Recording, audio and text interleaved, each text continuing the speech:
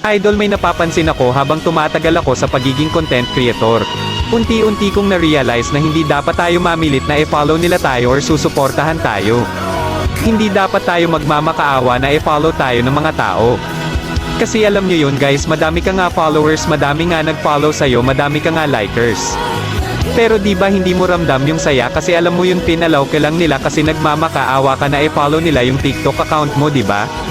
So ayun guys, habang tumatagal mas na-realize ko na kung dapat mas pahalagahan natin yung mga taong finalo tayo kasi masaya sila. Or napasaya natin sila sa videos natin kaya nag-follow sila. Tapos idol, pahalagahan natin kung ilan followers natin, mataas man or maliit.